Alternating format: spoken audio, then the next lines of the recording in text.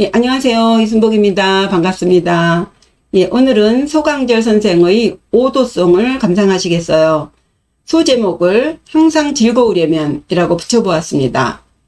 시 감상하시면서 어떻게 해야 항상 즐거울지 한번 답을 찾아보세요. 예, 먼저 시부터 읽어보겠습니다. 제목은 청야음, 맑은 달밤에 읍다입니다. 예.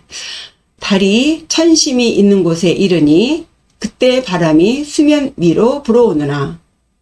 노상 있는 이 맑은 의미를 제대로 아는 사람은 적으리라. 월도 천심처 풍내 수면시 일반 청의미 료득 소인지.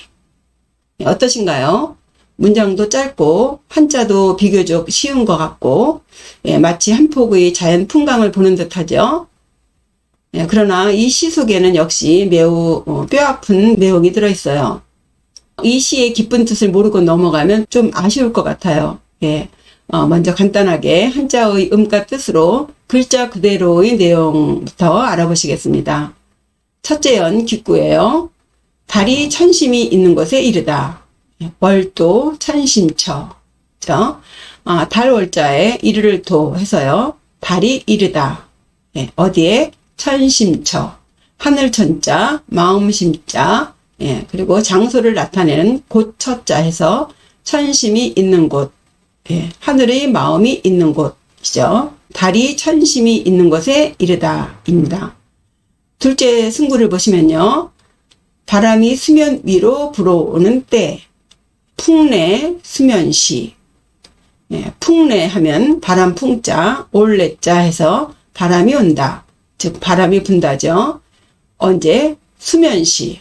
물수자, 겉 혹은 표면을 말하는 면자, 그리고 때시자 해서 바람이 물 위로 부는 때가 되겠습니다. 월도 천심처 풍내 수면시 하면 구름이 천심이 있는 곳에 이르는 바로 그때 물 위로 바람이 분다. 그죠? 여기서 월도, 달이 이르다, 풍내, 바람이 불다 해서요. 주어와 수로의 관계로 이루어진 단어로 대꾸가 됐죠. 그리고 달과 바람, 이를 또 올래 해서 각각 짝을 이룹니다. 그 다음 천심과 수면이 수식관계, 즉 하늘의 마음, 물의 표면 해서요. 대꾸를 이루었고요. 천과 수, 그죠? 하늘과 물, 높은 것과 깊은 것, 그리고 심과 면, 속이죠. 속심, 속과 겉을 대꾸로 했고요. 그 다음 장소를 나타내는 곳, 처자와 시간을 나타내는 때시자도 대꾸입니다. 모두 완벽한 대꾸를 이루고 있죠. 맑은 하늘에 보름달이 뜨고 물 위에 바람이 부는 아주 멋진 밤의 풍광이에요. 마치 그림 같은 광경입니다. 셋째 구, 전구예요. 일반 청의미. 여기서 일반의 일자는 한일자죠. 반은 일반 반자입니다. 일반이라고 하면 우리 보통 특별하지 않은, 평범하다는 뜻이죠. 갑골문에 있는 그 반자를 보시면 의미가 좀 더 분명해질 것 같아요. 이 반자는 밥과 수저의 모양을 형상화한 글자예요. 즉 반이라는 자는 밥 먹는 것처럼 노상 있는 일이라는 의미입니다. 그리고 청은 맑을 청자죠. 물이 푸를 정도로 맑다 해서 물수변에 푸를 청자를 합했습니다. 차다, 깨끗하다, 혹은 잡념이 없다 등의 감성보다는 이성적인 의미를 내포하고 있죠. 의미의 의자는 뜻 의자이고 미자는 만미자 해서요. 우리가 흔히 알고 있는 뜻이나 가치 정도로 생각하시면 되겠습니다. 해서 일반 청의미 하면 일반적으로 노상 있는 이 맑고 깨끗한 잡념 없는 청정한 뜻이나 가치가 되겠습니다. 마지막 구 결구입니다. 료득 소인지. 여기서 료득지의 료자는 부족하나마라는 의미의 에오라지 료자이고요. 득은 얻을 득자, 지는 알지자죠. 득자는 안다라고 하는 동사 지자 앞에서 가능조동사로 쓰여요. 해서 득지하면 알 수 있다가 됩니다. 또 이 득지 앞에 료자를 넣어서 료득지하면 제대로 알 수 있다 혹은 부족한 대로 알 수 있다의 의미가 되겠습니다. 소인의 소자는 적을 소죠. 예, 사람 인자 해서 사람이 적다 혹은 적은 수의 사람입니다. 해서 일반 청의미 료득 소인지 하면 보통의 이 청량한 뜻 혹은 가치를 부족하나마 제대로 알 수 있는 사람이 적다 혹은 소수의 사람만이 안다. 전체 정리하면 달이 보름달이 되어 하늘의 정중앙에 이르면 바로 그때 수면에 바람이 분다 라는 이 일반적이고도 평범한 이 청량한 의미, 그 의미를 제대로 아는 사람은 적다 입니다. 이게 뭔 소리래요? 작가가 하고 싶은 말은 도대체 무엇일까요?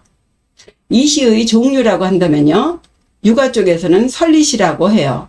말씀설, 이치리자 해서요, 자연의 이치와 그 작용을 설명한 시라고 합니다.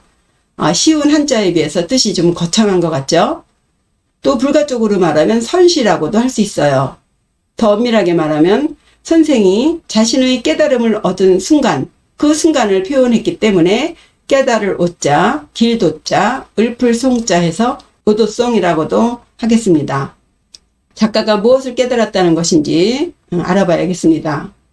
예, 문장의 형식은 5자가 한 구를 이루었고요. 그 구가 4개이니 오원절구입니다. 구가 8개면 오원율시가 되겠죠? 예, 여기서는 구가 4개니까 오원절구예요. 그리고 풍내 수면시 료득 소인지 해서 둘째와 마지막 구의 끝자인 떼시자와 알지자의 종성인 이자로 아분을 마쳤습니다. 그럼 한자의 뜻을 바탕으로 과연 이 시가 어떻게 설리시가 되고 선시가 되는지 풀어보죠. 첫 구부터 다시 보시면요. 월도 천심처 했죠. 예, 달이 천심이 있는 곳에 이르렀다 했습니다.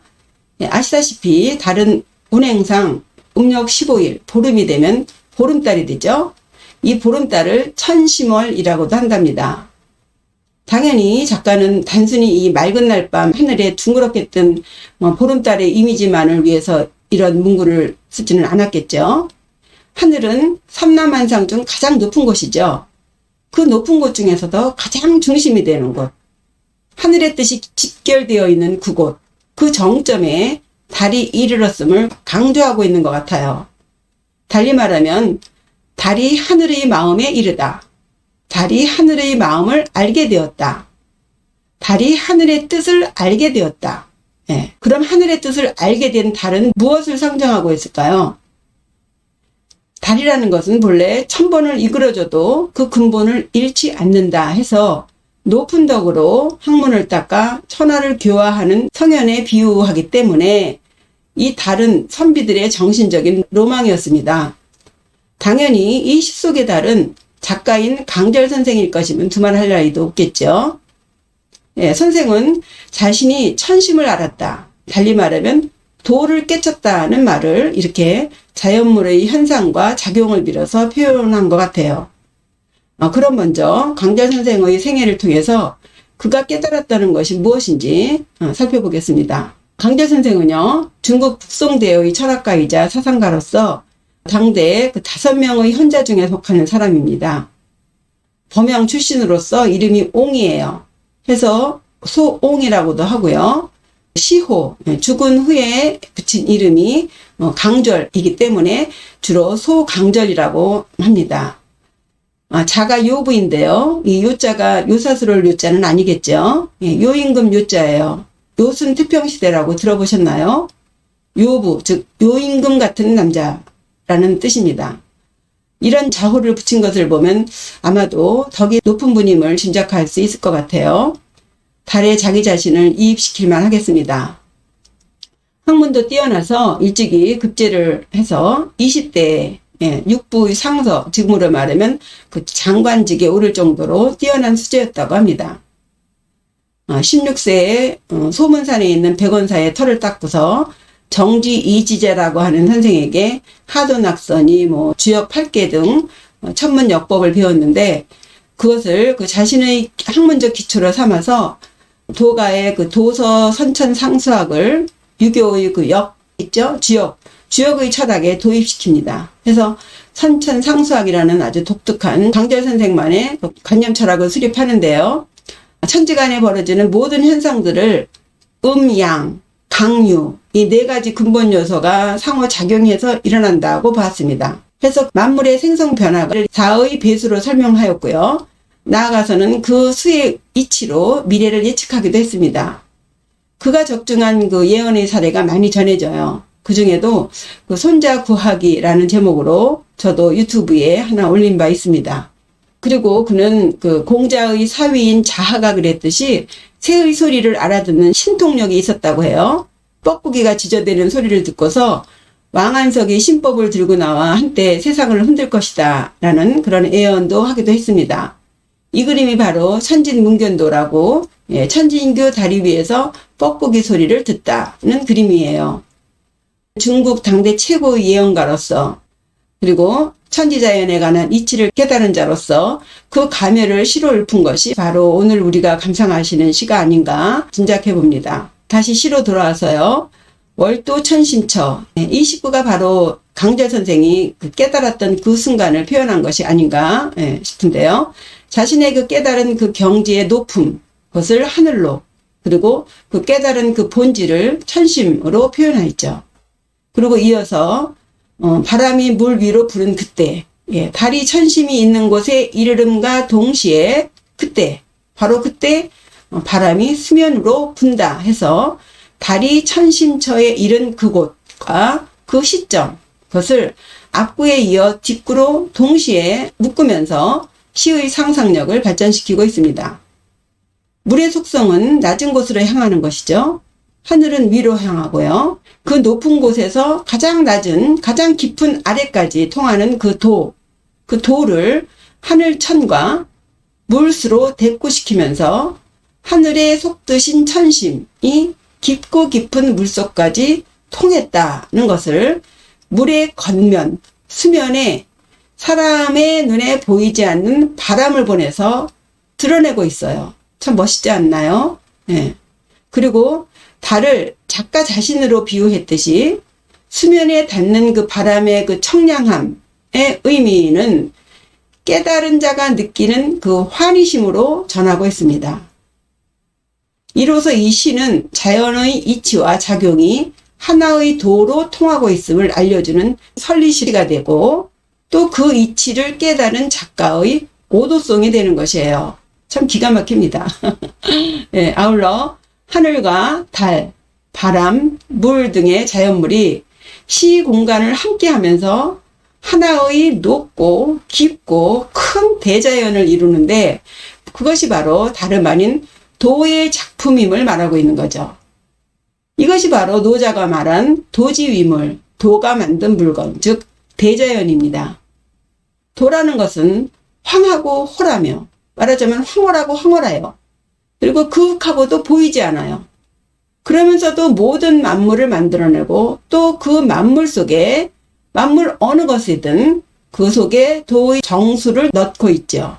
시의 결구에서 말하듯 이러한 의미를 아는 사람이 많지 않을 거예요. 그죠? 예. 작가가 이러한 깨달음을 얻기까지는 남다른 수행 과정이 있었겠고 또 남모르는 고생이 있었을 거예요. 그는 어느 때부터 벼슬을 마다하고 명산대천을 다니며 견문을 넓히면서 당대 내노라 하는 학자들, 특히 그 사마강이니 부필이니 장횡거, 정명도, 정희천 등과 같은 신유학자들과 사귑니다. 그리고 그들의 끈질긴 정계 입문의 권고에도 불구하고 그는 끝내 벼슬을 거절하는데요. 그 이유를 그의 내성 외양의 도에서 찾을 수 있겠습니다. 내면으로는 성인의 덕을 지녔고 밖으로는 왕의 덕을 지닌 자가 세상을 다스려서 태평성대를 이루어야 한다는 것이에요. 예, 그것이 실현 가능할까요? 예, 그것은 하나의 이상일 뿐 요순시대가 아니라면 현실에서는 전혀 실현 불가능한 일일 것 같아요. 왜냐? 성인의 덕을 지닌 자는 왕 노릇을 하지 않을 것이고 왕의 덕을 지닌 사람은 성인이 되기 어렵죠. 예. 결국 그의 정치관은 이 세상에 쓰일 수 없는 단지 현학적인 이론에 불과하게 됩니다. 그래서 그는 끝내 벼슬을 마다하고 자신의 공부에 집중하죠. 당연히 살림이 넉넉지 않겠죠. 그럼에도 선생은 늘 마음이 편해서 스스로를 안락선생이라 칭했다고 합니다. 그가 누리는 그 안락함, 그것은 바로 깨달은 경지의 또 다른 표현이 아닐까 싶어요. 깨달은 자의 4가지 덕목이 있는데요. 그것을 상락아정이라고 합니다. 항상 즐겁고 너나 없는 무아의 경지에서의 청정함이라고 해석해야 될까요? 어쩌다가 한번 느끼는 그런 즐거움이 아니라 가진 것이 없어도 앉을 자리가 없어도 항상 늘 언제나 즐거운 상락이고 천명을 아는 진정한 무아의 청정함, 아정 그 자체가 아닐까 싶습니다. 해서 그가 이 시를 통해서 말하고자 하는 것은 깨달은 자만이 느끼는 항상 즐거움과 그리고 너나의 구분이 없는 청정함일 것이에요. 선생은 이 시에서 이 상락아정의 경지를 일반 청의미로 표현한 듯합니다.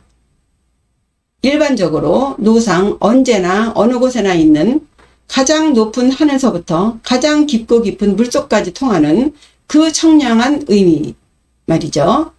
그러니 우리도 그 청의미를 알 것도 같지 않아요? 그것이 언제든 어디서든 다 있다고 하지 않습니까? 그런데 시인은 말합니다. 료득 소인지 제대로 아는 사람이 적다라고요. 일반적으로 어디에나 다 있는데 그 뜻을 알고 그 가치를 제대로 아는 사람은 적다죠. 더 솔직히 말하면 제대로 아는 자 없다죠. 니들이 안다고? 글쎄 아닐걸. 그 청정한 뜻과 가치는 어쩌다 한번 높은 산에 올라가서 한 줄기 바람을 쏘면서 느끼는 그런 것이 아닌가 봅니다. 시인이 말하고 싶은 것은 무엇일까요? 니들은 모르지. 근데 난 알아. 난 제대로 알지입니다. 자신의 깨달음에 대한 확신 그리고 자부심이 흠뻑 묻어납니다. 그러면서도 한편 목매한 어린 중생들을 자극하는 것 같아요. 이 청정함, 이 청량함이 얼마나 좋은 것인지 알아? 황하고 홀하고 홀하고 황한 이 맛을 말이야. 바보 아냐? 이 세상 천지에 다 널려있는 이 청정함의 의미를 모르다니. 이 청정함의 의미를 알고 싶지도 않아? 마치 약 올리듯이 우리를 자극하는 것 같아요. 글쎄요. 어떻게 좀 자극이 가시나요? 실제로 그는 그 청정함의 의미를 아는 방법으로 허심, 마음을 비우고 내성, 내면을 성찰하라는 도덕법 혹은 수양법을 제시하기도 합니다. 그렇게 그는 세상사나 정치에 전혀 관여하지 않고 청정한 마음으로 시를 읊으면서 항상 즐거운 마음으로 천지자연을 소유하듯이 일생을 보내다가 67세의 나이에 세상을 떠납니다. 정리해 보겠습니다. 선생은 천심이 있는 그 지점을 깨달음의 정점으로 표현하였고요. 자신의 깨달음을 달이 그 지점에 이른 것으로 표현하였습니다. 그리고 하늘은 천심을 깨달은 선생에게 통하였음을 바람으로 인가해 주었으며 선생은 그 순간의 환희심을 청의미라는 시어로 단순 명료하게 표현하고 있습니다. 끝으로 그는 역시 잊지 않고 세상 어느 곳에나 있는 그 청정함의 의미를 무명의 중생들에게 일깨우고자 했습니다.